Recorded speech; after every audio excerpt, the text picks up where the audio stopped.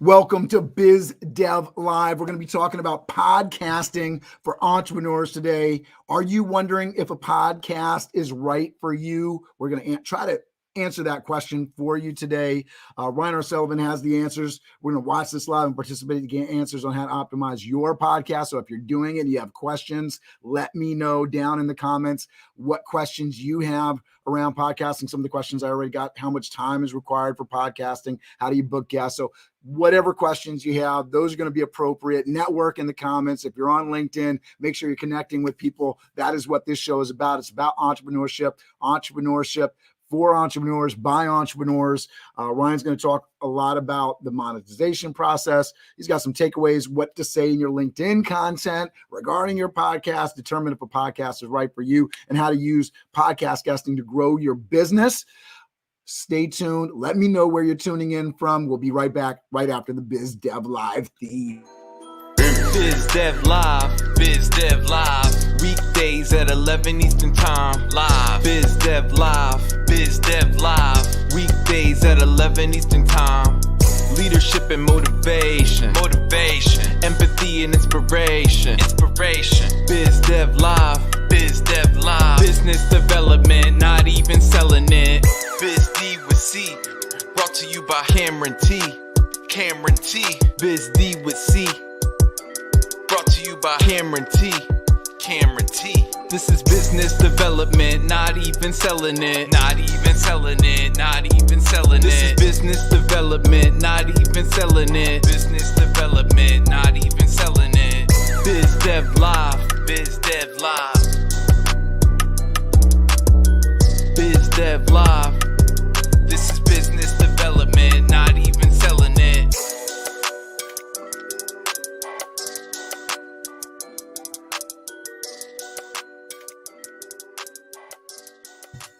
So share this out with your network. If you're watching this, there's probably somebody that you know that's interested in podcasting. Make sure you tag them in the comments. Make sure you're networking in the comments. Make sure you're sharing where you're tuning in from. I always love, even if you said it before, love hearing where people are tuning in from. We're going to get into this. I'm going to introduce you to my man, Ryan here. Here we go. I'm going to put him on the screen nice and large.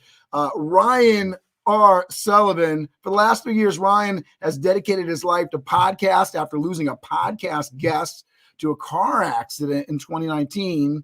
After meeting Gary Vee later that year, and after learning from both experiences, Ryan made a decision to help other people launch podcasts. Podcast Principles became a reality in 2020, and the company has helped build over 15 shows since then. In the past year, Podcast Principles focused on helping personal brands launch podcasts from start to finish, including production, distribution, guesting, and more. Ryan is a farmer. He's a rapper. We're going to talk about some of that as well in the personal story here. But so excited to get into this with you. Thank you for being on the show with me today.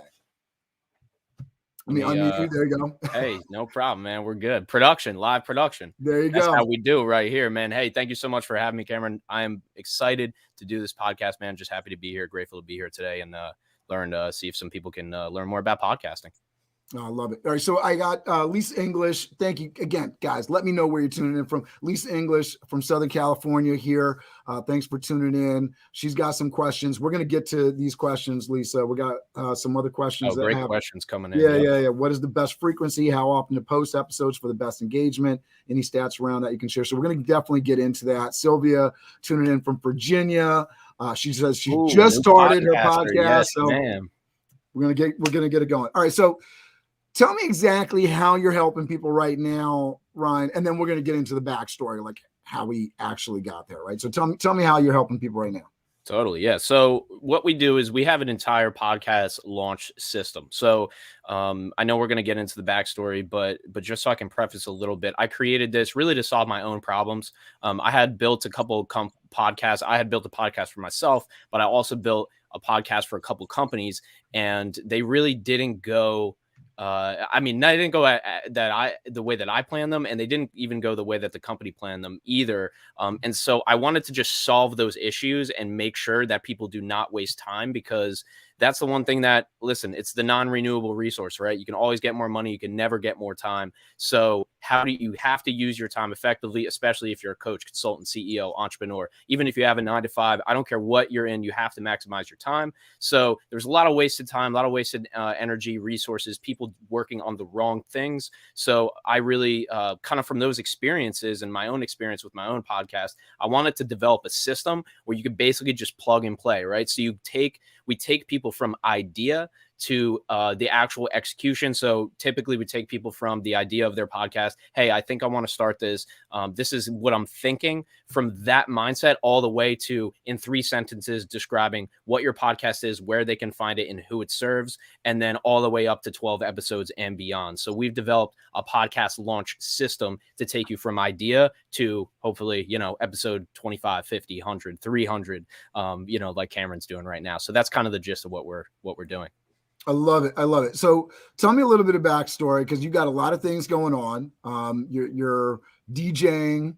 Your full time is this podcast principles, but you've got some other things going on. So tell me about what little Ryan wanted to do when he grew up, and how we've sort of gotten to this point in this place. And just before you jump into that, Lisa got another question about how can you share tips for growing an audience. So we'll get that question in on into the show. And then Susan Castelli, my homie, Susan Castelli, who's a faithful member of this community, checking in from Ontario, Canada. Thanks for being here. Go ahead, Ryan. Tell us this story of kind of what you were thinking to do and what you ended up finally doing. Yeah, I didn't really have a, media background, so to say. I kind of grew up in a small town and small rural community for the most part, right? Like 8,000 people. My high school was like 5 towns combined into one school, because it was just mostly open space. And so there's not a lot of people except for Gary Vee. Gary Vee grew up 15 minutes from me. And so we, I other than him, before I found him, there was really nobody that I could kind of look up to do something past what everybody kind of does, where you either go to college. Just to let everybody know, you're Milford, New Jersey is where you're representing. Milford, New Jersey. Yeah, it's on the border of Pennsylvania, border of Upper Black Eddy, Pennsylvania. So Northwest Jersey, basically the place where nobody's most likely ever been. And it is beautiful out here. I love it. But like I said, yeah, there wasn't people out here just, making podcasts and making content and doing a non-traditional route, I guess you could call it. Right. And so over the course of time, I had this idea for a podcast, and because I had watched Joe Rogan for years, started when I was 15 or 16, my parents were like, why are you watching the Fear Factor guy? And then my dad is sending me Joe Rogan clips right now. Right. So it kind of came full circle. And, I see all my friends started watching him and everything, but I was way ahead on all of this. And just in terms of podcasting itself, I was ahead of my generation, I guess you could say.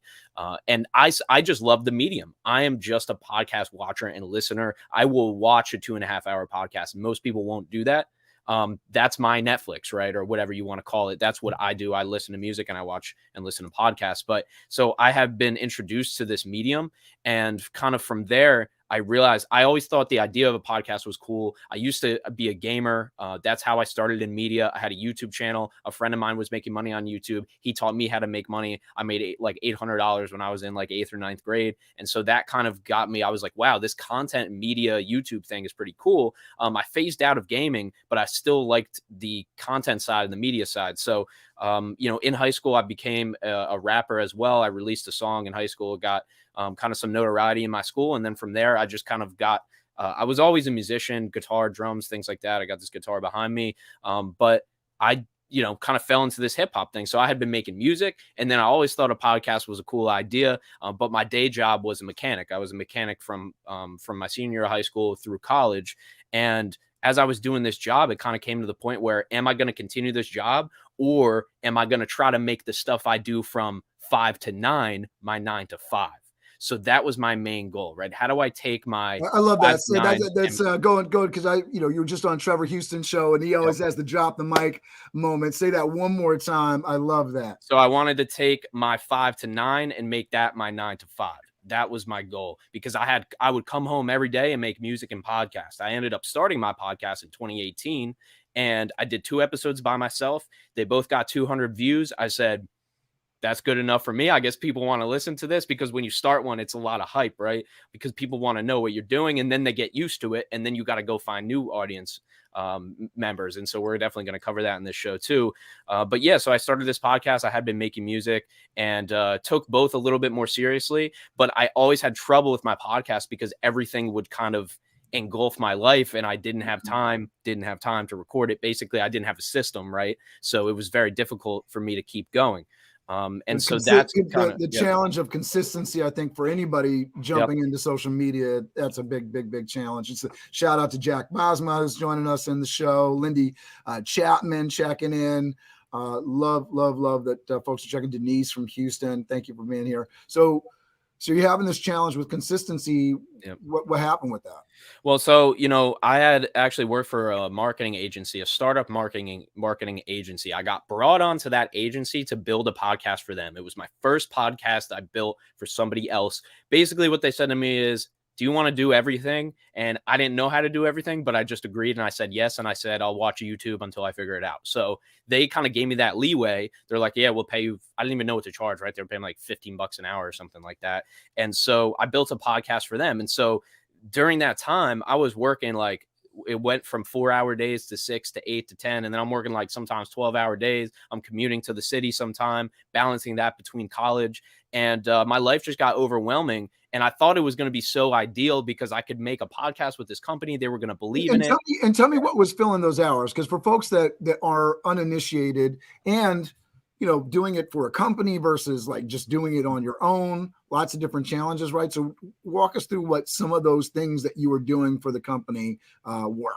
Well, yeah. So, I wish that they were podcast related, but they actually made me do sales. They were like, hey, if you want to stay here, we need you on sales. We can't, the podcast is whatever. That's a side thing. If we would have just dedicated, they would have dedicated my time to the podcast, they would have 10x maybe not 10x their business, but they wouldn't have had to go so hard on sales because they would have been making content that would then have organically drove people to their page. So then they could make sales. So they basically created.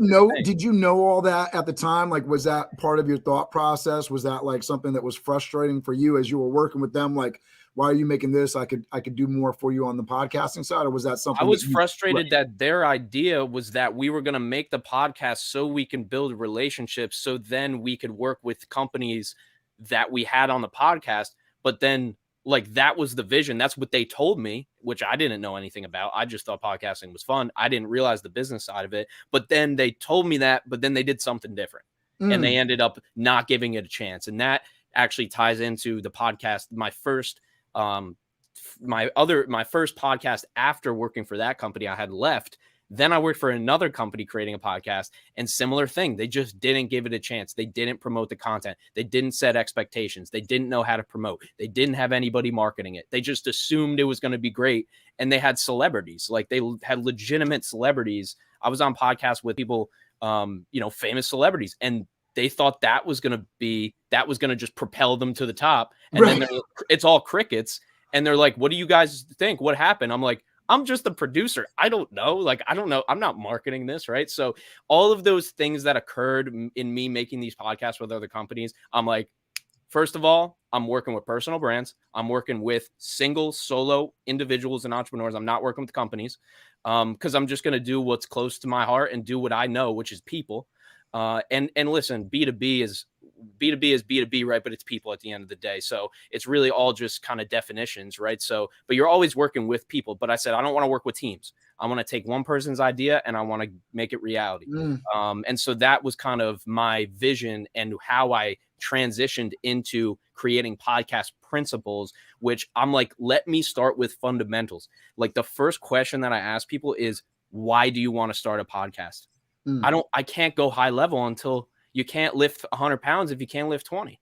Right. So that's kind of my mentality. And that's kind of what brought me here to these, quote unquote, failed podcasts. But they could have been so successful if they were really done correctly. And so that's how I. And we were talking about before we jumped on where most podcasts end up failing. So how many podcasts in do people usually last with this thing? Typically, it seems like 8 is the stat. In my experience, I've done 12 all the way up to 15, and then had people just oh, it's not working or something. So but typically eight, they say 85% of podcasts fail at episode 8 or stop. Yeah. We got another question from Manuel. So we're going to get to these questions. We're getting there, folks. We're going to get there. I just wanted to make sure we get Ryan's story out here. Manuel is asking what qualities can make a podcaster successful. Great question. And then Lindy's saying, amazing how companies fail to harness true, the power Lindy. of their talent. Very right? true. Yeah. And she knows she's worked with a lot of companies, Lindy has. All right. So you had this experience. What year was this that you were doing this experience with the company? So I got on the agency in 2019. Yeah. And then in February 2020 is when I left that agency who I'd built a podcast for, and then they put me on sales. And then I was like, I'm good. Sure, I'm good at sales, but like I want to do this podcast thing. I'm still in college at this time through all of this. So I'm like, whatever. I have like 6 months of savings to pay my rent. I'm cool. I can just quit this company, right? So I quit the company in February 2020. I have ideas to launch my business in the next month, essentially. And it just kind of happened. Like the pandemic happened. I thought I was going to make like some in-person studio. Obviously that wasn't going to be possible. But the company even asked me to come back after I had done this for a month. I had one client and they asked me to come back for $300 a week. My roommate was like, hey, you should do it, man. Don't you need the $300 a week? And I did need it because I was living off of savings. But my roommate who said that works for me now. So it's just full circle. The vision, right? The mindset, right? What you want to do. And you saw the vision. I love that. And so what did you see? Because I mean, there's a lot of people and we got people tuning in. Lisa says she's about to launch her pod. There's a lot of interest in launching a pod. I certainly give the advice all the time that media presence, right? Just having your stuff out there is a big deal. And there's lots of reasons for why that's a big deal. But what really sort of caught your ear and your mind that said, this is something that I can do and, excel in, that's going to give me revenue down the road, that's going to meet all my needs? You're saying the like podcasting personally or the business itself? For you and the business, right? So you obviously you were doing the podcast and you believed in it yourself, you enjoyed it. So there's that. But also from the business side, you're building a business around this. And I think it's always interesting when you ask an entrepreneur, like what I know from my story, I was fed up with corporate, but I also was doing the math, right? So I started a business called Toth Staffing, and I figured out, well, I can go and work a certain number of hours a week, but if I send out other people, I don't actually have to work those hours, and I can actually make money while I'm sleeping, which is a big financial principle, right? Can you make money while you're not actually working? And that's how you kind of level up, right? And so organizing people, that became a talent of mine, and putting them in place and making sure people were happy with that, right? So what was sort of the math for you in sort of seeing this and saying, I don't want that $300 a week from the company. This is where I need to spend my time. There was no math. All I did was I said, I want to help people start podcasts and make sure they don't fail. So I was like, let me just start with this and then we'll see what happens, right? So I essentially took that from March 2020 for the next 6 months. I called every person with a podcast production company who would answer the phone. And I said, how are you doing this? What are you charging? What commitment are we doing? Do you have contracts? Do you have no contracts? Like I called every single person who would pick up the phone. 80% of them picked up the phone. I love this. I love this. And because there's a lot of fear, I think, around people doing this, right? Oh, I want to start a company that's exactly or close to what, company A, B, or C is doing. I'm just going to do this over here. I'm not going to talk to them because they're competition. Yeah, it makes no sense. If you went and talked to them, and what was the response? What was the typical response for folks? And so I always talk about this, like the worst thing that somebody can say is no, right? But were you getting no's? What was the response? The funniest one was a guy named Sandy Smallins, and shout out to you, Sandy. I never spoke to you after this, not on purpose, just because we never crossed paths again. But he worked for Spotify, and he has a company called Audiation. And it's one of the highest quality podcast production companies out there, arguably for sure. But he works with a lot of celebrities. I DM'd him on LinkedIn. I said, hey, man, this is what I'm doing. Just quit my job. Like, I'm about to start this company. And he got on the phone with me and basically was like, your message was so confident that I couldn't not like. He's like, I honestly didn't want to take this call, but I just wanted to see if you were actually as crazy as you seemed to be in the message. So he took it, and I sent him some samples. He never got back. I'm like, I don't care. Like, my thing is, let me ask people questions until they hang up the phone, essentially, right? Like, I'm not gonna be jerk, but that's really my goal, is to just, hey, I'm just trying to learn, and if you're willing to teach, then whatever you're going to teach, I'm going to learn. So that was just a funny situation that happened. Matthew Passy as well. He owns a podcast production company in New Jersey. So I found him, and he was actually another New Jersey based guy. So he kind of gave me some information. He just let me pick his brain.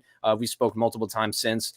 Just talked to another company that from New Jersey and New York who does really high level in-person productions. So, I just spoke to them yesterday, spoke to two of their team members yesterday. So everybody typically is cool, man. We're all on the same page. That's the beauty of the kind of creative arts in the podcast industry, which is everybody's trying to kind of come up together. And the thing is with this is so community oriented and relationship oriented that if you're not about that relationship, the word will spread really, really fast. Right. So that's the thing, is I'm always about just, hey, can I give?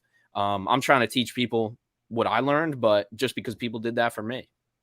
I see it all the time too. There's things that I've done. People, maybe they're trying to start businesses similar to mine. Maybe they're trying to do some show, and I see folks out there, and they aren't necessarily reaching out and asking for that advice. You know somebody that's been there, that's done that.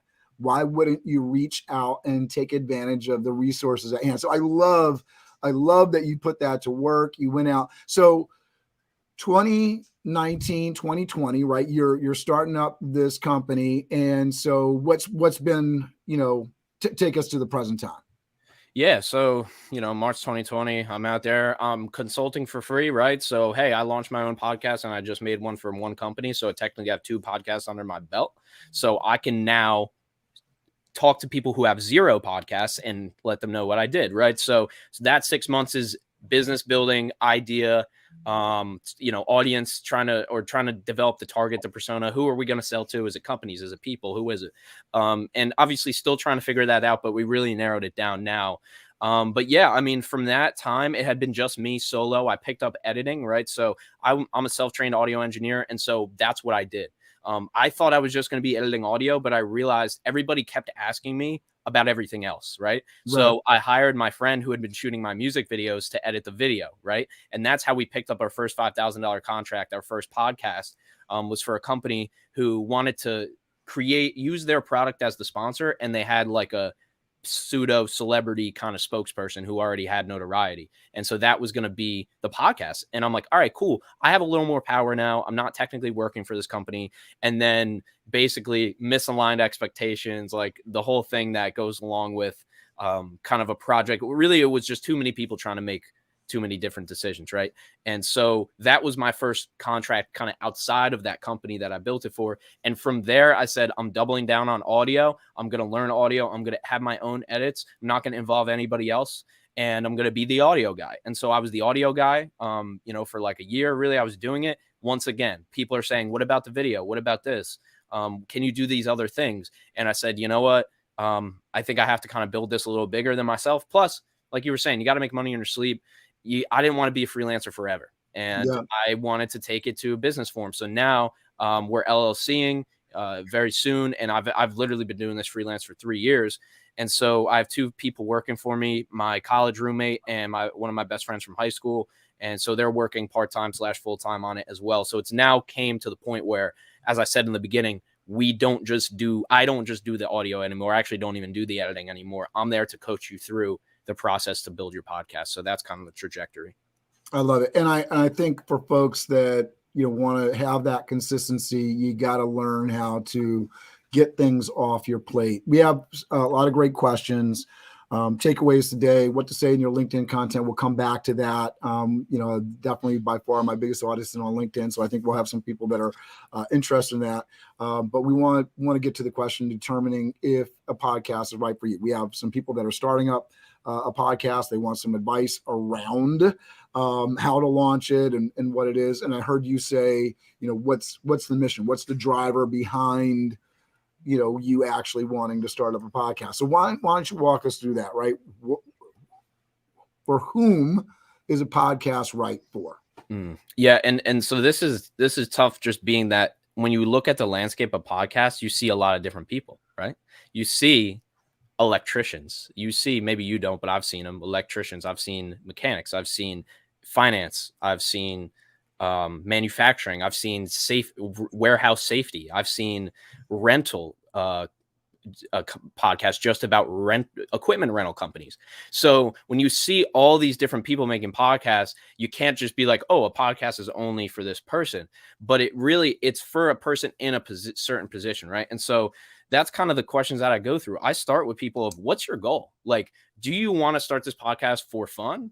And is that what you're trying to do? And you really want to test it out and see if you enjoy it and have a great time? That's completely fine. That's a great reason to start and a great reason to do it. And I have other people come to me who are like, listen, I want to use this podcast. Obviously, I want to enjoy it, but I want to essentially use the clips from this podcast to generate awareness on my social media to drive people to me so I can solve their problems. And, essentially they can hire me, or I could sell my service or product. That as well is completely fine.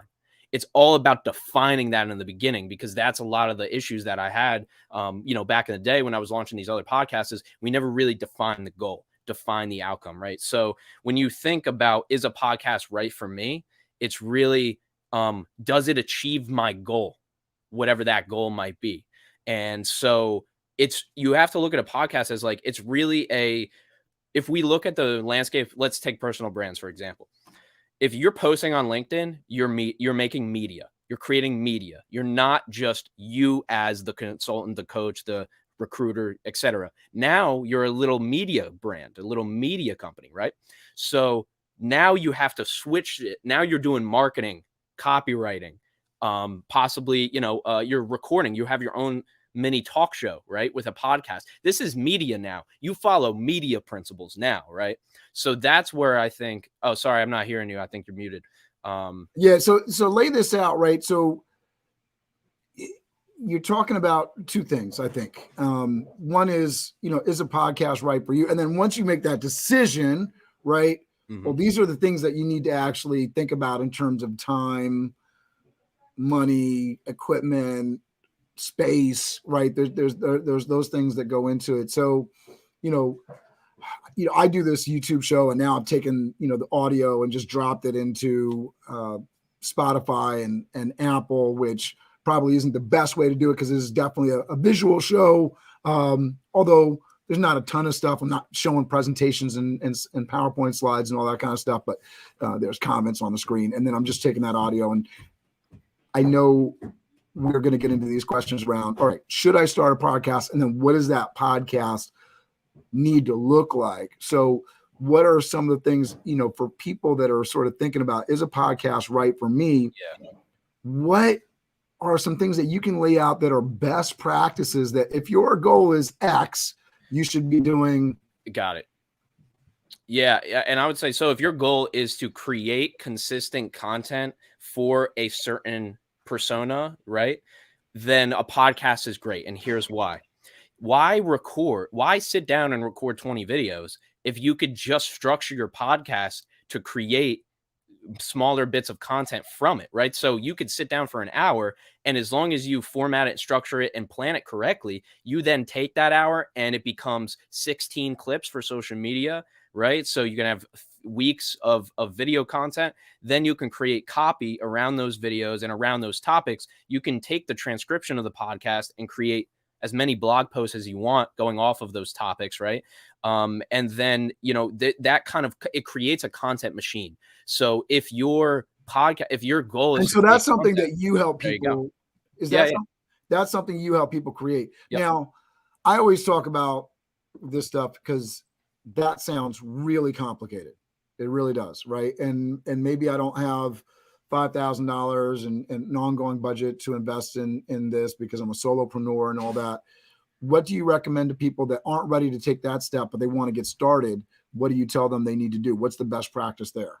Oh yeah. I've done every single free trial, anything that you can do. I said this on the Who You Know show too, because, we mentioned it before, who's one of my clients, actually, same thing. They do a live show, and then we actually, I could speak about what we did with their audio, but if you want to start right here on phone. You can start on the computer if you want, but you could literally just do it with a phone. Anchor.fm. I'm not affiliated with them at all. I started my podcast using their site. Now I believe they even have features where you can invite a guest onto that app and it'll just record through it, right? So the barrier to entry is super duper minimal here. And so if you just want to start, then you can use your phone. You can use Zoom. You can use Zoom. We did Zoom podcasts for years. Yeah. And Manuela is saying, or actually, no, Lisa English, right? Was saying, I'm about to launch my pod and I'm struggling with doing an intro episode or jump into content. What's your take there in terms of starting this thing up? Yeah, so the intro episode, and I've done a lot of trial and error with this. Really, in my opinion, short and sweet, concise, and super hard hitting points. Right, like when I talk about, so let's take my new podcast for example. My new podcast is all about podcasting. When I did my intro episode, I took an hour to record a 5-minute podcast. So what I did was I want to have the most the strongest convictions possible. So in that episode, I say there is no one-stop shop for podcasting for personal brands, right? That's an opinion, right? There's other places. There are some places that'll help you start one, right? But in my opinion, there's no good ones, right? So that's a hard-hitting conviction. So when somebody is browsing through LinkedIn and they see that video, they go, oh yeah, I literally tried to start my podcast and couldn't even find one place that has all the resources. I agree with that.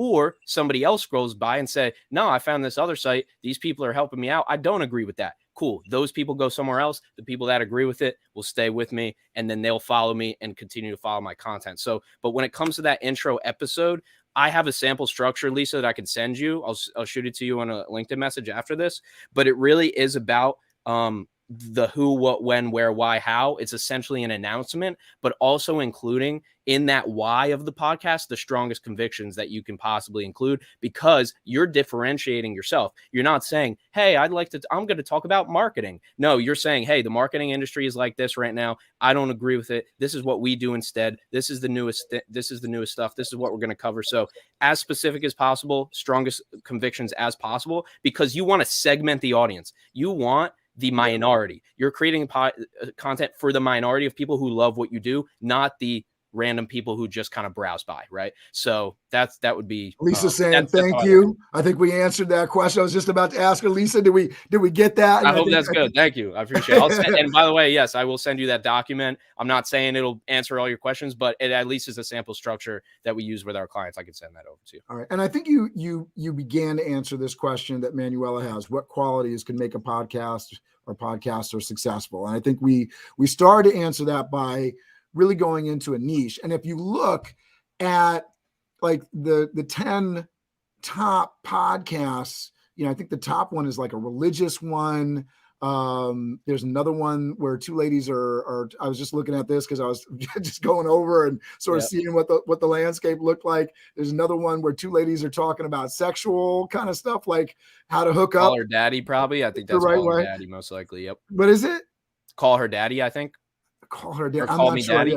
Yeah, I'm not sure, but very, like that. I was really surprised. I was like, whoa, that's one of the most popular true crime, man. That too. True crime, right? So there's so many different directions you can go with it, and obviously, people will point to Joe Rogan and talk, the names that stand out in our society the most. But when I went and looked at like the top 10 podcasts, I would say 5, 6, 7 of the names that were in that space were people that I didn't really recognize at all. So it really leaves a lot of possibility if you put out a podcast and you're consistent with it, which I know we're going to talk about here in qualities that make a podcaster successful. I think there's really a lot of opportunity for folks. So talk to us here. What qualities can make a podcaster successful? Well, let's touch on what you said. Consistency is number one, right? So this is why.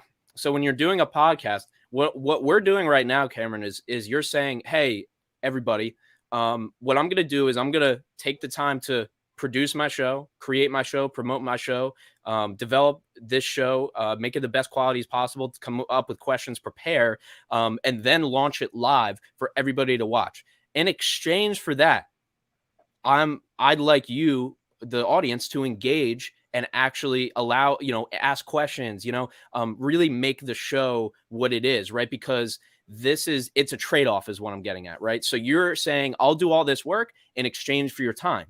And some content creators say, I'll do all this work in exchange for your time and your money, right? So some people charge to listen to their podcast. Some people charge for things that they sell along with the podcast. That's cool. I know people who do that.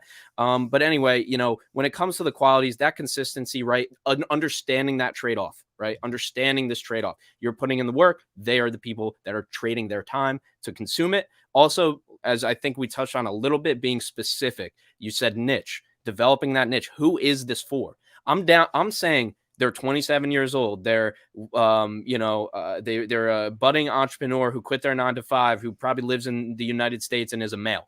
You can get that specific with it. I'm not saying that's going to be the determining factor for all your content, but get as specific as you possibly can, right? So these podcasters know who they're talking to and who they're not talking to. And it comes back to segmenting the audience. And then really what it is developing great interviews, right? And that's what you're doing right now. You found what I care about. You're asking me what I care about, and I'm getting fired up about it. And so that is what I would say for if you were explaining the interviewing side simply, which is really you're trying to get the most out of the guest, because the most out of the guest means the most for the audience.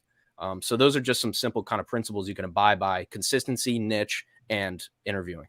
Yeah, I would say not making it a commercial, and especially not a repeated commercial over time, right? Because that's just something that we have a adverse reaction, right? We tune it out. We cut the cord. There's a right way to do that too, I would say. And I think this is the thing. I don't have it near me. I use VitaFusion vitamins, right? I love them. I eat them every day. That's something where I could tell my audience, hey guys, I eat these vitamins every day. That's just the truth, whether they're a sponsor or not. Hey, these black cups from Walmart are amazing, right? I just drink out of them every day. So that's a type of sponsorship that I'm cool with, right? Like if you just use the thing and I know you use it every day, then I don't mind if you want to advertise it. But I think the problem is content creators are selling their followers stuff that they don't even use so they can make money. And then their followers go, well, that sucks, dude. I'll go watch somebody else. Yeah. The integrity piece isn't there. And that can, I think that can frustrate the podcast host as well, right? Because if you're doing stuff, it doesn't feel. I could never, man. I can never support anything that I don't use. It's just you'll hear it in my voice. I just won't care about it as much. All right, so we got some more questions here. How much time is required for podcasting? This is my post today, by the way, folks. If after the show, if you want to go check out the post I made today, it breaks all this down, and it actually breaks down the exact like plugins that people use if they're editing your audio, like compressor, EQ, everything. But this is the thing. I mean, it depends on your goals and your time, right? If you have more time than money, then you might want to not outsource as many things and do it yourself. I've done a few posts on this, but for me personally, for my podcast, I spend about 6 to 10 hours per episode. And that is because I do an in-person podcast. So that's 3 hours, right? Even if the interview is an hour and a half, you got to put aside 3 hours. Then I take at least an hour to 2 hours to edit the audio. So now you're at 5. And then let's just say booking the guests is an extra 30, and then promotion is an extra 30. And I'm not even, it's probably more than that. So then boom, there you go. You get to your 6 to 8 hours right there. And I release one per week. So and I'm just saying that's how I do it. I'm just using myself as an example. And that's an interview show. That's not a, like a video vlog, right? Just kind of documenting the journey and putting up a post, because I know there's different ways that people do this. And I think one of the things that's really interesting about social media in general, and I think a lot of people get hung up on, is I want to do it the way that Ryan's do it, or I want to do it the way that Cameron's doing it. I want to do it the way Gary Vee is doing it. I want to do it the way Oprah is doing it. I want to do it the way Tony Robbins is doing it. And you really need to focus on the way that Lisa does it or Manuela does it, right? That has to be. It has to work for you. Right, yeah, it has to be sustainable for you. And these guys have 40-person teams or whatever. It's like, you're not going to do, it's not you. And so hopefully it is. Yeah. So what, people are getting started. Maybe they're not thinking about interviews. They just want to do some content around, I know Manuela, for example, she runs a travel agency, right? Lisa, I got to remind me, I got to go dig into her stuff to see what she does. Lindy Chapman does stuff around people relocating in the real estate space, right? What do people need to kind of put into their content to hold their niche down? And what's the bare minimum that you've seen for a successful podcast? Maybe they're not interviewing people, right? So they're not doing that. And maybe they're just doing it. I do this show live. I'll speak to that. I do this so that I don't have to do the post edit stuff because I don't like doing that. I don't blame you. Does not bring me joy, right? Yeah. So although I know if I took this live show, downloaded the recording, and I've done it sometimes, and further experienced the pain of like, I don't love doing this, but I know I could take pieces out of it and create content. I know I need to get to the place where I'm actually doing that with somebody else doing it, right? Because I don't like doing it. I'm here. I can create the content. I'm into it. I'm locked in with Ryan here. We're going. But I don't want to do those aspects. So I got to get the team to go ahead and create content because I know we could create a lot of solid content doing that, right? And that's so for me, I definitely identified with you, doing the show. Yes, we're on for an hour, but it's 20 minutes before, 20 minutes after. You got to come down from it, right? Like it's the whole thing. And then the booking the guest, which we have another question around booking guests, so I'll get to that next. But this time element of it, right? It's serious. And for me, doing a daily show, which, the consistency has been challenging at times, but during the pandemic, I started and I was like, I want to make up for some lost time. I want to go hard. I want to go daily and I enjoy it. And so that was right for me, but that might not be right for you. Right. What do you sort of see around people doing maybe a weekly thing or a monthly thing or every 2 months? Like what frequency? Because that was a question as well around what is the best frequency? How often to post episodes for the best engagement? Any stats around that you can share? Yeah, I mean, the best frequency is the one that you're going to be able to commit to. It's like the best workout is the one that you'll do every day or every week, right? But that's kind of the blanket answer. But the more specific answer, and yes, agree, you got to be yourself. The more specific answer is I am bullish on the weekly. I'm kind of tied to the weekly. I think it's the best. I'm not saying I'm right, but in my opinion, the way that if I look at it from a listener perspective, that's a lot of things that people miss too, is they're thinking about it themselves, but you got to think about it as a listener, is the podcast that I listen to, 3, 5, 7 different podcasts on a weekly basis. I have kind of found a place to put them in my life. So I know that host releases on this, maybe not that day, but releases every week. So when I go to do my workout, I know I'm going to throw on a new one of their podcasts. I know when I go for a 2-hour drive, I have a Joe Rogan podcast to listen to because he releases at least a few a week, almost every week, right? So the best consistency is the consistency that you can stick to. So your audience, so it can become predictable, right? So that's the thing, is you want it to be predictable. You want the audience to be able to know. Once again, people, it's the trade-off. It's the trade-off. Like, you are going to do all this work and they're going to listen, but they can only listen if you're consistent and if you do what you say you're going to do. So there is the more the better, in my opinion, right? The more content, the better. I advise my client, hey, release 1 per week for the first month. He said, how about we drop 3 the first day? I said, listen, Jesse, I've never done it. Let's do it. Do it. He did it. Same, better outcome than my opinion of doing 1 in 1 day, right? And so I'm not saying that's why. And how do you measure that outcome? Like, so I'm new to the podcasting space, which is the audio side of it. I've been doing the video YouTubing side, and that was a little bit built around how I consume content because I don't listen to a ton of podcasts, so that wasn't my intention going out. I consume more YouTube videos, right? But there is one daily podcast that I listen to almost religiously, and I find time to listen to it in the car or while I'm working out, and that is Snacks Daily. So there's this podcast these 2 guys do that talks about financial news, and it's about 20 minutes long. It's digestible. It's researched content. So for me, it's informational. I made it a part of my day because it's useful to me. I like it. I like their charisma. I like their charm on the show. Great audio experience. They have a very hip hop-ish theme song like I do that they pull in, right? And so that's something that I listen to daily. I don't know if I'm their ideal audience. I assume I'm probably somewhere in that. They're a little bit younger than I am, but it works for me. I love that podcast. What do people need to do to, if they're trying to get to a goal, what are those stats and metrics that you're looking at that's saying this is successful, this is working? Yeah, so there is no, it's similar to music. It's like, how are you successful in music? Do you have 1 million plays? Do you have 1,000 plays? Do you have 500? Like, what's success? Like, right? So now it's defining it.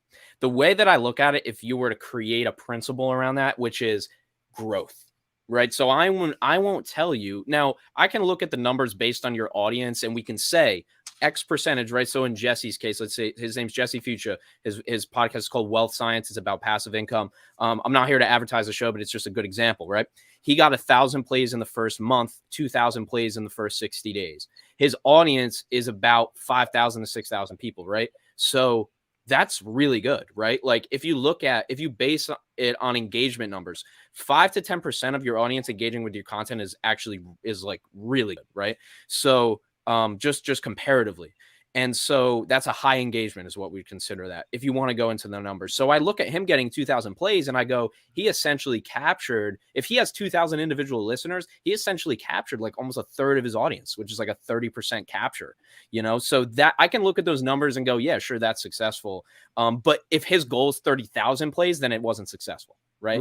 So it really is one of a lot of these questions, as you're seeing, like, I wish I had like concrete answers, but they are kind of, it depends. His thing was, I want 30,000 plays in the first 6 months.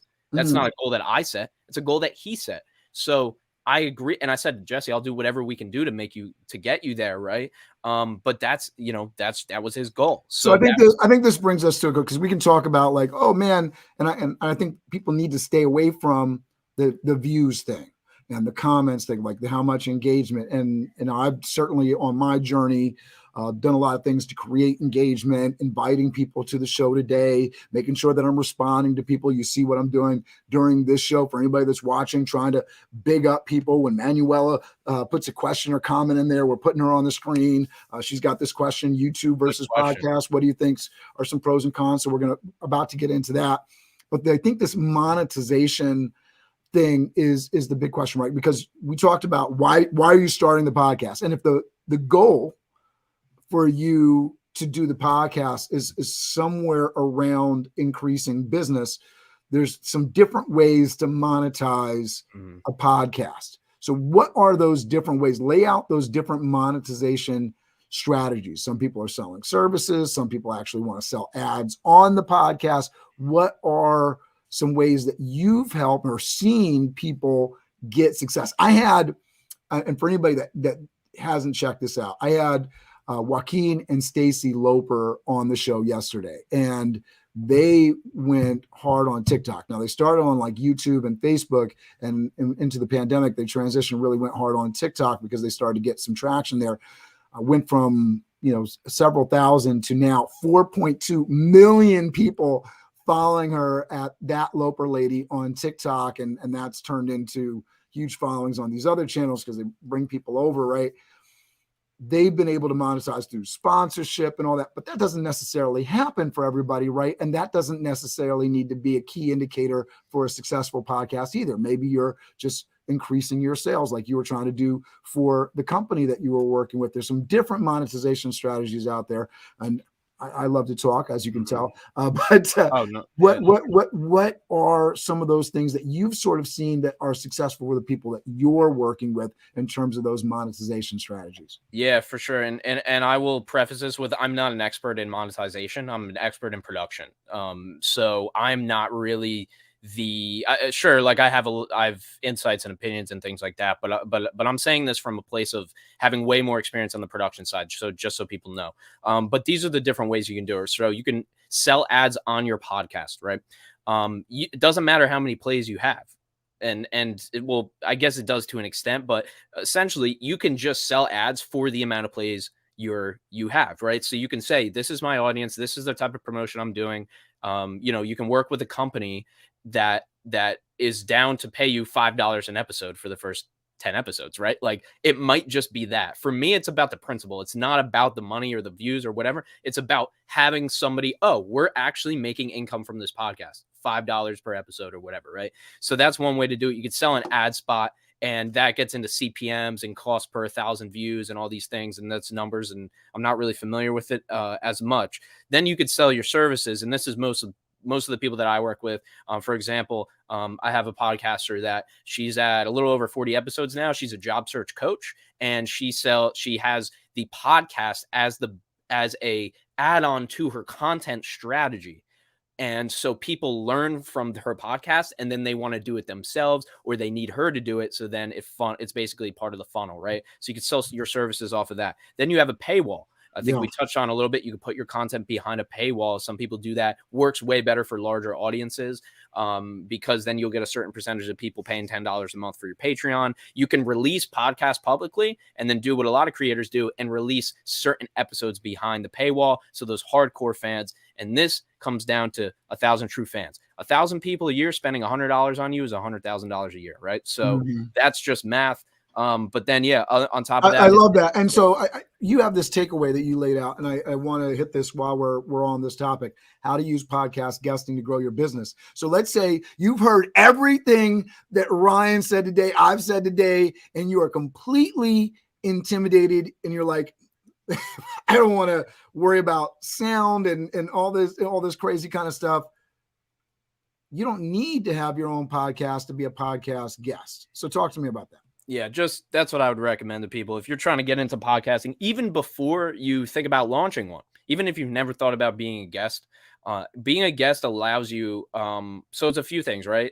Like right now, I'm on this podcast, right? And I can take all these, Cameron's doing everything for me. He's doing the whole production and everything. I can take this and then make some clips out of it and post it on my social media, right? That promotes him, and it helps me out because it gives me content that I didn't have to really record. So there's that. And it also allows you to be comfortable with the medium and experience the medium. You might not like sitting down with somebody for an hour. Listen, I love this. I think Cameron loves doing it too.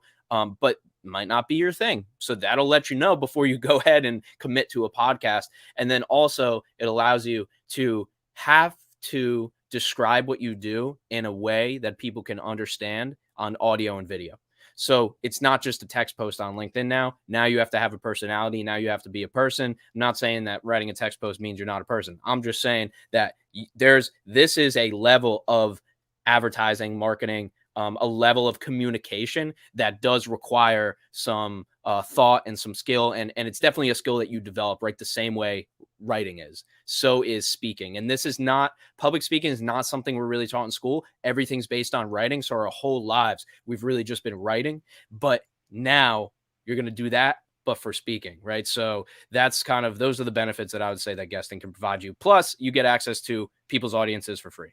Absolutely. And I know for me, I don't know if you've done any kind of professional development around speaking, but I joined Toastmasters at the beginning of this journey because I was like, I need to work on my uhs and ahs and that sort of thing.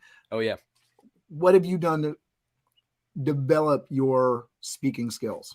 I've just studied people who I love. So I've studied the podcasters that I like the most, who I'm trying to emulate. So Tim Ferriss is a great example. I've been a fan of his podcast. 700 million downloads, and multiple people told him not to start it, said never, don't start it. It's not going to work, right? Now it's the basis of everything he does. But anyway, so I want to pause and hold on that for a moment, because I think, I'm listening to, in the car last night, we have YouTube going on just on the audio piece of it. And so this is like the value of being on the different platforms, because we have the question of should you be on YouTube versus podcast? And so I'm going to be vain and give my answer. I think you should be on both. But Kevin Hart, Tim Ferriss, just about every huge name that you can think of. And I don't want to say that, but there's a lot of people that don't need a podcast, not from a revenue standpoint, not from an eyeball standpoint, but they are doing podcasts. And I think it's really, really important for you to understand as a small business owner, as a solopreneur, as somebody that has a small company, why that's such a big deal. Like, there's people that are really smart that know how to capture attention, capture eyeballs, and they're saying, I want to be in this space. Why is that? Yeah, well, I just was on Rob Dyrdek's podcast. I'm not sure if you know who he is. No. People. The name sounds familiar. Yeah, he had a few shows, television shows, and now if you've seen Ridiculousness on MTV, he's the host of that show, and he's worth about, according to Google, he's worth about $50 million. But he signed a 300 episode contract with a company to do a podcast, and I was speaking to him about it, and he's like, this is the way that I can help people, right? So what he's doing is he's an experienced entrepreneur, and he's bringing folks like myself and younger entrepreneurs and starting budding entrepreneurs on the show just to help them. Right. And so, sure, he's like probably making some money off of it, but it's not the same as television for him or his other business ventures. But he's like, this is just the way that I help people. Right. So that's really what it is like, if this is the way, Tim Ferriss, right? Like, he didn't really know where his podcast was going to go. Is that podcast, I can say, has changed my life along with his books, right? So that was the way he could help people. So it's really about, can you help people in that format? That's what I would say, at least. I love that. And why be in another format, right? Why be in another space? And this is Tim Ferriss. If anybody has not read this book, check that out on Audible. I wouldn't be here without that book, for sure. The 4-Hour Work Week. This is something that's really special. I put it up there. I just got recently, in the last couple of years, introduced to the E-Myth. Have you read the E-Myth, Ryan? No, I don't believe so. No. All right. So I got to send you that book, because that's been a true gift as well to me. The E-Myth by Michael E. Gruber talks about, the different components of your business and how do you actually make it turnkey so that you can scale and grow. And I think that's really important. But one of the things that. Yeah. So Timothy Ferriss's book, though, just the idea of, let me focus on what I actually love, because a lot of people will look at the title and say, oh, I can just work 4 hours a week. No, you may work 200 hours in a week. You may not sleep, right? But the idea that you're spending only 4 hours on the crap that you dislike, the stuff that's the drudgery, that you get that compacted down and you outsource everything else so you can focus your passions. Because everybody that's watching this right now, you have unique talents, you have knowledge that people need. And I think one of the things that's really special about creating a podcast is that you don't know who really, really needs to hear your message. So by putting out your message, right, you're, in a sense, doing a big favor. It's almost selfish to not. It's almost selfish to not do it. And that's kind of something that I've came across. Like, listen, I've met Gary Vee. I've watched him for 5 years. Then I met him, and I applied some of the things he said, but then I said, I'm going to start this business and see if I can work on my own. Right now, it's happening. I'm doing it. I'm paying my bills. I'm paying the people that work for me. Right, and it's like, I now have an obligation, I feel, to put out on my content, hey, here's some advice that I've learned just from doing this. Because if one person comments, or if one person listens, or if one person says, I had somebody just comment on a random Instagram video I posted, I really needed this, thanks. Boom. That's my reason. I don't need it to make any money. I don't need to do anything else. I don't need to get any clients. I don't need anything other than that, So, but that's important to me, But yeah, I got two things. Because I want to go back to something that we talked about in the intro, but I also want to answer. It could be 2 hours. I want to talk about Manuela's question here: YouTube versus podcast. I just want to get your answer on that, and then once you finish with that, we talked about you losing a podcast guest to a car accident in 2019. So I think that's a great way to sort of bring this full circle. Sure. And then we'll let people know where to find you, and we'll wrap it up there. So talk to us about this YouTube versus podcast, and then losing your guests, and we'll wrap it up. Yeah, I'll keep it simple. Both. Yeah, what you said. Okay, record a video version of the podcast, then put it on YouTube. Like that's it. Spotify even supports video now. So if you use Anchor, Spotify owns Anchor. So they're supporting video. So you can even have your video on Spotify. But then they don't want it to be on YouTube. So that's kind of a complicated thing. But anyway, record the video version, have an animator on Fiverr create, or, we sell them too. But anyway, it'll be cheaper on Fiverr. If you want something simple, just to create a little animation or like an intro video that Cameron has, that type of thing, throw that on the, beginning and the end of the podcast. And then that's basically it. Boom, there's your YouTube. And then, hey, if you want to take it to the next level, what does that look like? That means creating short form clips for YouTube Shorts, which is huge now, Instagram Reels and TikTok, and then creating 3 to 5 minute clips for YouTube, consistently posting those every day because the algorithm rewards consistency. So that's what I would say about YouTube. Love that. All right. And so talk to us about this piece of this inspirational, this podcast guest that you lost. Cause again, we're going back to like, if I help one person, right? And so what was inspiring about this? Tell us this little story as brief as you can. I want to respect your time. And audience time for sure. So, I have a friend, I met him in community college, and he was just a super eccentric person.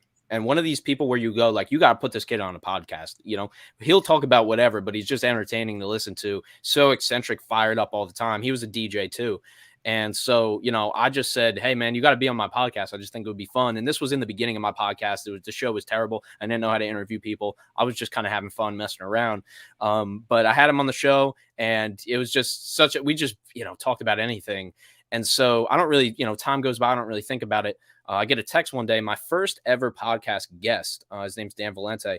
He texted me and he said, hey, Brian passed, and this was in May. A couple years back, and that kind of, I just thought about it, and I went to the podcast. I created a clip, I tried to capture his personality, right? And I created a clip, and it said like "Rest in peace, Brian." It was a clip dedicated to him. His family reached out to me. His mom, his sister, his brother, his cousin, his aunt. They all reached out and said, "Thank you for recording this podcast." Because now we can go back anytime and hear his laugh. We can hear him talk. We can hear his mannerisms. We have him on video and audio when he was 20 years old, right? Forever. And so from that moment on, I realized that I will just keep doing this podcast because it establishes it's a time capsule. And so I don't care about the money. I don't care about the views. I don't care about the plays. I don't care about any of these external things. That solidified to me that podcasting, for me at least, was way, way bigger than all of that. And if I could do that for somebody and their family, then it's all worth it. I love that so much. And I hope that folks, when they hear that message, they understand, yes, we're folks that are starting these things. There's time, there's money invested in it, but the impact of speaking with people, sharing your experience, sharing your knowledge. I love what you said before. It's been said by many people, this idea that you're being selfish if you don't share, but sometimes we're so hesitant and we think we don't have anything of value to offer. And that is such a lie to yourself, that if you can get past that, man, you can do a lot. I really appreciate your message. I appreciate you being on this show. I think we gave a lot of value, and that's the whole point. Talk to me about where people can find you. Also, you're a rapper. You DJ. So talk to us if people are interested in those services in New Jersey, right? Yeah. Shout all that stuff out. We want to know. So as you see on the screen here, Ryan R Sullivan on LinkedIn. There's a 1 billion, I think, with a B, Ryan Sullivans in this world. So at least a third of the people, that's their name. So I had to put the R in there to differentiate myself a little bit. And so Ryan R Sullivan on LinkedIn. You can find me on Facebook as well. Podcast Principles. We're on all social media if you want to follow the business account. But in turn, I am a rapper and a producer and a DJ. I also am documenting that journey on Instagram specifically, a little bit on LinkedIn too. But if you want to find me on Instagram, it's Sully, Sully, Bop, B-O-P. So Sullybop. And then that's all my music. My podcast is called Bopcast. You can find it there as well. So hit me on the Instagram, any social media platform. I'm on all of them. So Ryan Sullivan or Sully Bop, and you'll find me there. Love it, Ryan, man. Thank you so much for sharing your journey. Thank you so much for sharing your insight today. I'm going to let you have the final word, and I'll play us off with the Biz Devil theme here. Sounds good. I've been thinking about what's something that could capture what I'm trying to do. And for me, it's speak and take action. So I'll just leave you with that. If you want to take action and then speak, that's fine. But I'd say those two core elements, if you incorporate that in your life and your business, call somebody up on the phone right now. Just to see how they're doing, that it encompasses that as well. But just speak and take action, and great things will happen from there. Reach out to Ryan Sullivan. He's accessible. Find him. Get in touch with him. Thank you, Ryan. Biz Dev Live, Biz Dev Live, weekdays at 11 Eastern Time, live. Biz Dev Live, Biz Dev Live, weekdays at 11 Eastern Time. Leadership and motivation, empathy and inspiration, Biz Dev Live, Biz Dev Live, business development, not even selling it. Biz D with C, brought to you by Cameron T. Biz D with C, brought to you by Cameron T. This is business development, not even selling it. This is business development, not even selling it. Biz Dev Live, Biz Dev Live.